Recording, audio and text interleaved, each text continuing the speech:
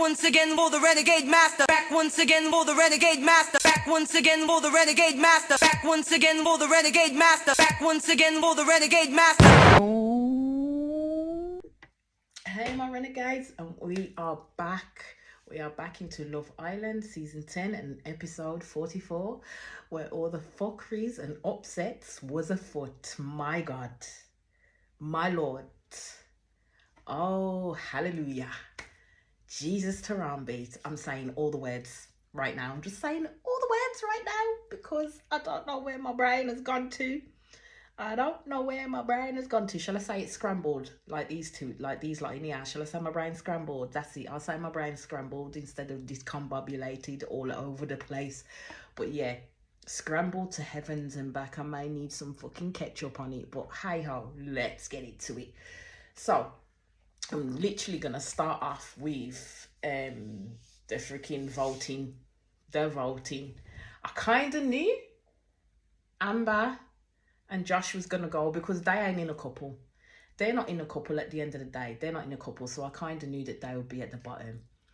And I was happy that Wit and Locken were the favourites because they're my favourite too. Well, Wit is my favourite.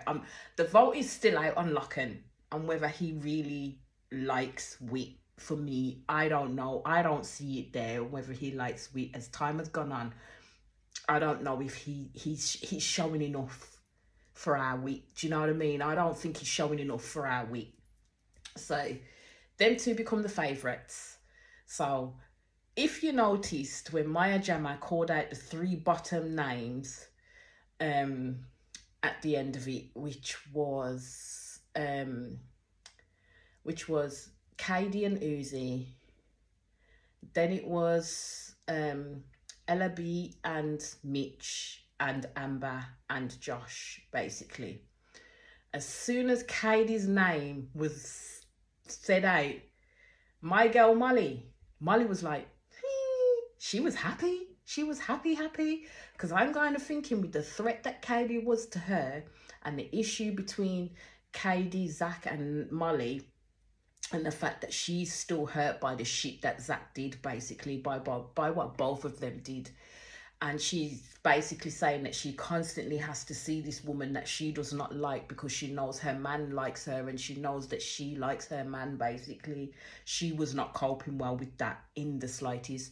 So she was happy because if Kaylee goes, that problem's then gone. She then don't have to deal with this elephant in the room that is Kaidi, basically. Because at the end of the day, Zach has still not been able to reassure her that another girl won't come along and turn his head, or he won't then decide in a challenge to kiss another girl when he knows that that's not what Molly wants at all. But as again, I'm running away with myself because I started right at the end. I started at the end in terms of the freaking text and the fucking voting.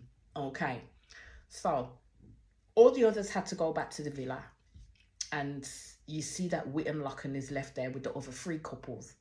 I'm sitting there, I'm thinking something's going to go on, you know. Something's going to happen that they've kept them two there. Something's going to happen that they kept them two there.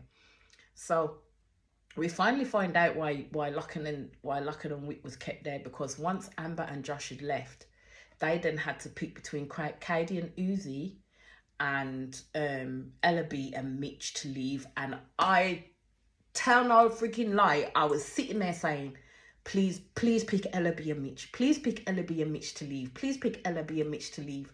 That's all I was thinking of. And you know when you kind of jump the gun, because when they said Ella B and Mitch's name, I was there going, yay! Fucking, that was to fucking save them. That was to save them. I felt so fucking stupid after that. I was literally having a full-on celebration that they were going, because I really can't stand them two. There's just something about Ella B and Mitch is a dickhead. I really cannot stand them two, and I thought they would at least save Kaidi and Uzi, because at the end of the day, they're much more mature people of the couple at the end of the day, out of them two couples. and they're more serious with each other and getting on, whereas Mitch has been flitting here, there and everywhere. And I'm sorry, but Ella B's caused ruffled feathers, caused issues up in this place since she's set foot in it. But then I'm thinking they probably didn't save KD and Uzi because of the fact that it will settle things down for Molly, and hope that Zach and Molly can work their shit out without KD being there. I think they made the wrong choice. I really do. So hands up if you definitely think they made the wrong choice.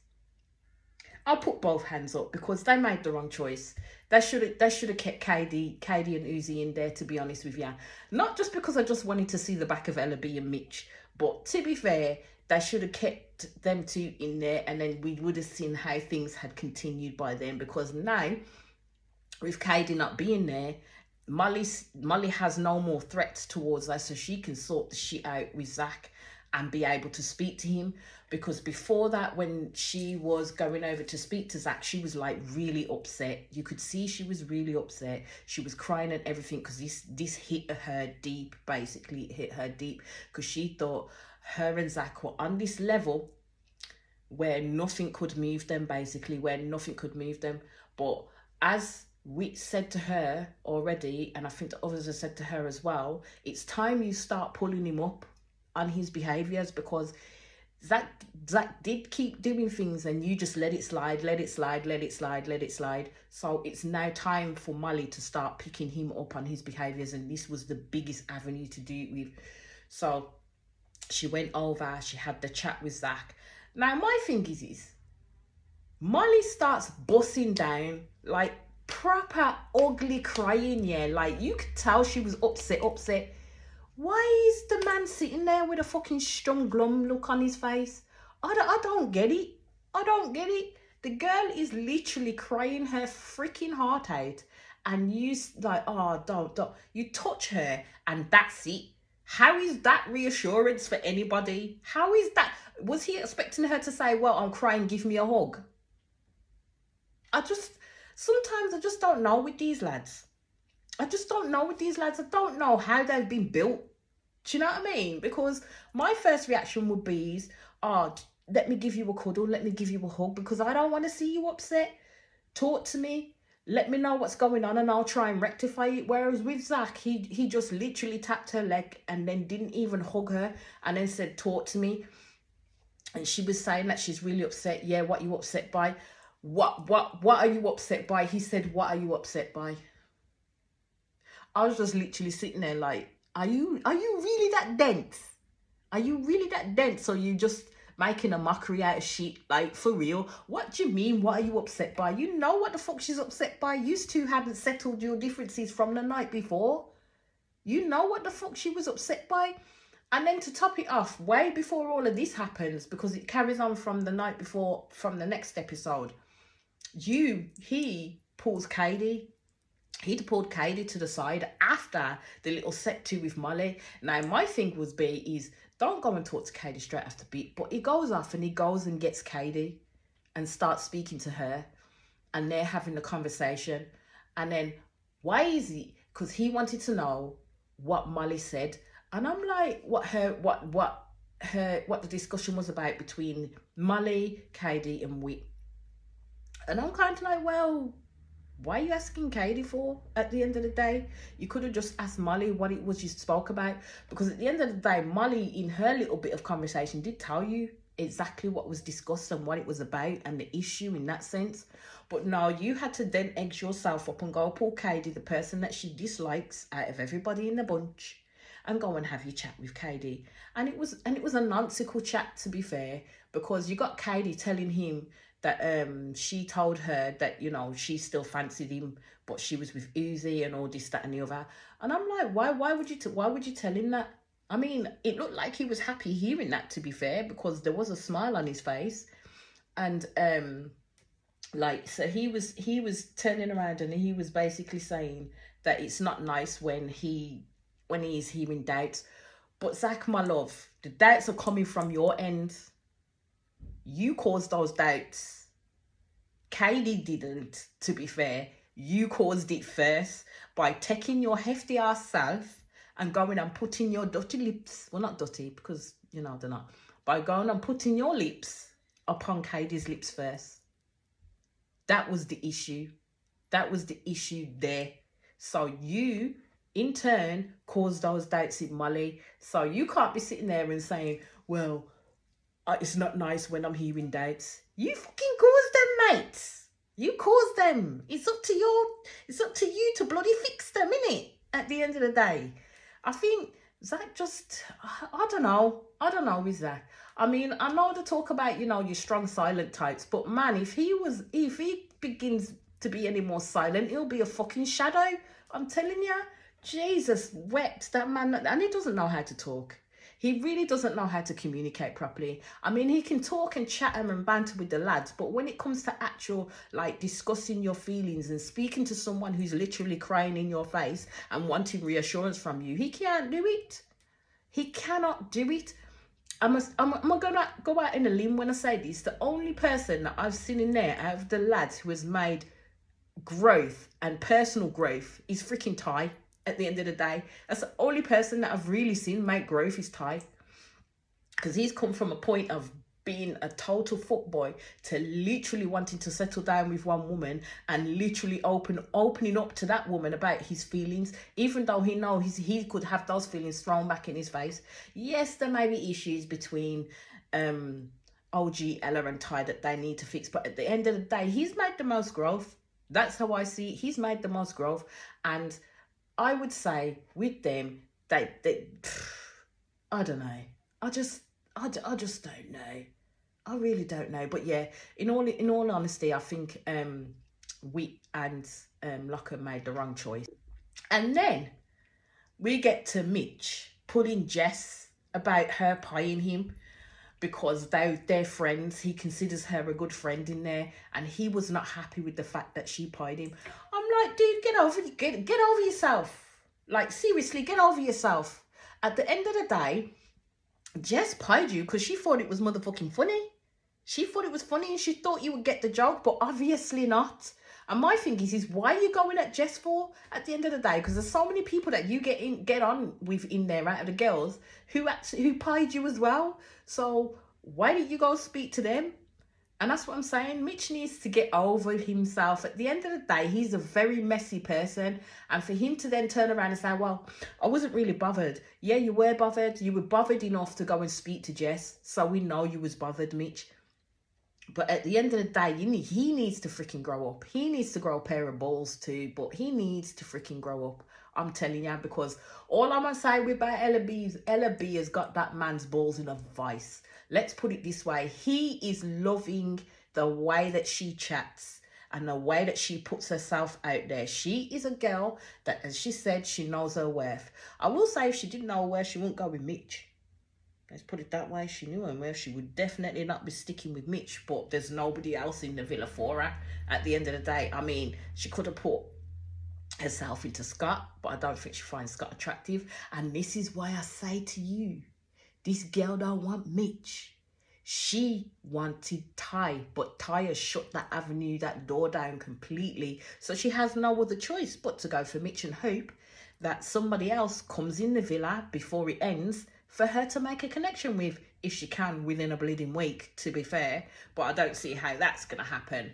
But I'm telling you, yeah, Mitch likes the chatter that she gives, and she gives him a lot of chatter. But my thing is when they talk about grafting, I mean, when you talk about grafting, what, do you want to graft off my arse, off my motherfucking leg? The words, like, seriously, the words that they come out with, just say, I need you to put in work. Where the fuck has graft come from? Someone please tell me where this terminology of graft has come from, for goodness sake. And my bone there with Ella B is, you can't tell someone to put in graft. If they want to put the work in, they will. If you need to just basically sit back and see what they are going to do. If it isn't meeting your needs, then you know what you have to do at the end of the day. Don't tell them what they need to do for you. Don't tell them they should fucking know this. If they're getting to know you, they should know this already at the end of the day. So you saw her sitting there and saying, well, I need you to graft me. The fuck? Stop telling people that. Stop telling people that. At the end of the day, if they see your worth and think you're worth it, they'll put that work in. You shouldn't need to be able to verbalize that. They will do that automatically. But the fact that you have to verbalize that to Mitch tells me Mitch is not necessarily reading the room or reading the signs at the end of the day. But as I've already said, this girl's got his balls in a vice, and he's going to do exactly what she's asked him to do. As he said, either way, he's going to do it. He's going to graft for her. Well, your avenue to freaking Abby shut down anyway, so you've got no motherfucking choice really but to graft, put the work in with freaking Ella B. And now you've been saved, you've got even more time to put the work in with Ella B. Still think it was the wrong decision.